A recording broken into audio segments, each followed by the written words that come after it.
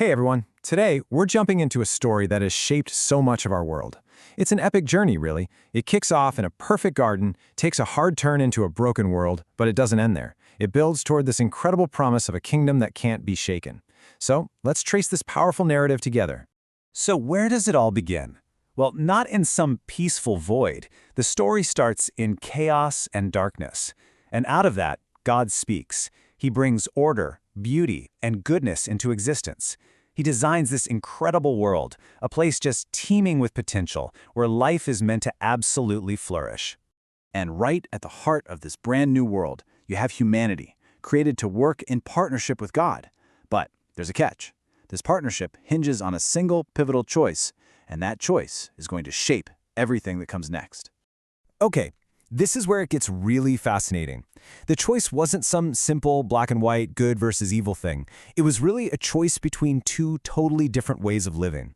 On one hand, you could trust God, the very source of life, to define what's good. Or you could seize autonomy. You could grab the power to define good and evil for yourself and try to build a life apart from the source of life itself. And guess which one they chose? Yep, autonomy. And the fallout was immediate. All of a sudden, trust is gone. It's replaced by blame, by shame, by hiding from each other and from God. The partnership is shattered, and this fracture just rips through all of creation. The very relationships that were designed for flourishing are now filled with conflict.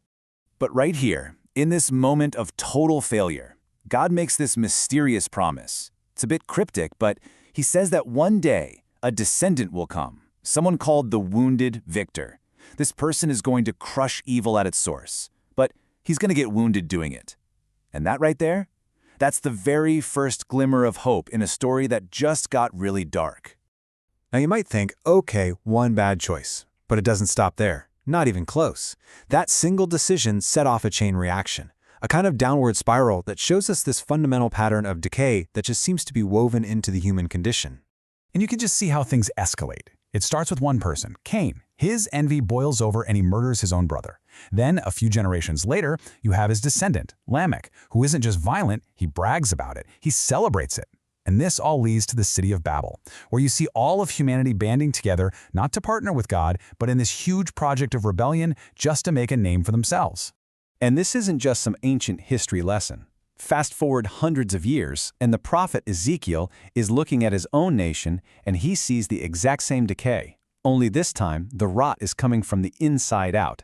And he points his finger right at the spiritual leaders, saying they make no distinction between the holy and the profane. They'd completely lost the plot.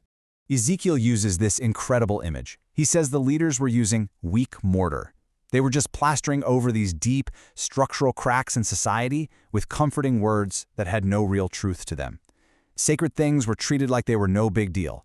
Hard truths were watered down so nobody would get offended.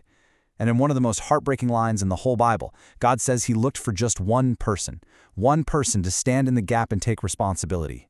And he found no one. So, that's a pretty bleak picture. It's easy to wonder, where is God in all this suffering, in all this decay? Well, the story takes a surprising turn here. It suggests that maybe, just maybe, the pain isn't a sign that God has checked out. Maybe it's an instrument for something much deeper. And that brings us to this massive question, the one that people have been asking for thousands of years. Why do God's chosen people seem to suffer so much? If God loves them and has a plan, why is the road so incredibly hard? The answer the Bible gives is really powerful. It says that for God's people, suffering isn't punishment. It's more like a fanaya, a furnace. Now think about it. A furnace doesn't destroy gold. The intense heat actually burns away all the junk, all the impurities, leaving the gold pure and strong. The trials are a refining process. The book of Hebrews puts it like this: the Lord disciplines the one he loves. It frames this whole refining process as the loving discipline of a father. Is it hard? Yes, absolutely. But it's done for our good. It's training.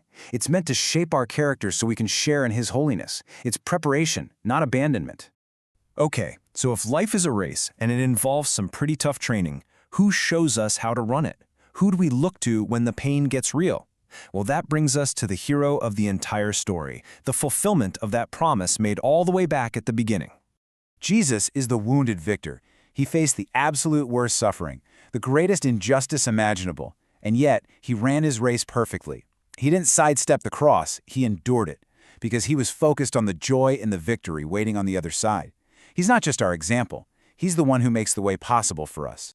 So how do we follow his lead? Well, Hebrews gives us this super practical 3-step game plan for running our own race. First, we have to lay aside all the stuff that's weighing us down, all the sin, all the baggage. Second, we have to run with perseverance. That means we don't quit when it gets hard. And third, and this is the absolute key, we have to fix our eyes on Jesus, the one who starts and finishes our faith. And that brings it right down to where we live today. I love this quote because it's so direct. It's basically saying, stop waiting until you think you're ready. Just start. Start right now, even if you feel stuck. Start even if you're afraid. The goal isn't perfection. It's just getting up and taking that next step, and the next, and the next. So why? Why can we run this race with any confidence at all, especially through the hard times? It's because the story doesn't end with the struggle of the race. It ends at the destination, and knowing that destination changes absolutely everything. The writer of Hebrews paints this amazing before and after picture. The old way of relating to God was like being at Mount Sinai. It was terrifying. Fire, darkness, a booming voice so scary the people begged for it to stop. But now, through Jesus, we come to a totally different place, Mount Zion. It's described as a heavenly city, a place of joyful celebration and welcome, all built on a new promise of grace. And here it is. This is the ultimate promise. Because of what Jesus did, we are receiving a kingdom that cannot be shaken. Think about that. While everything else in the world shifts and crumbles and descends into chaos, this one reality remains our solid ground. It is our source of ultimate stability and hope. So, as we wrap this up, the story really leaves us with a question to chew on. In a world that so often feels like it's shaking apart, what foundation are you building your life on? Is it something that can be rattled, or is it something truly unshakable?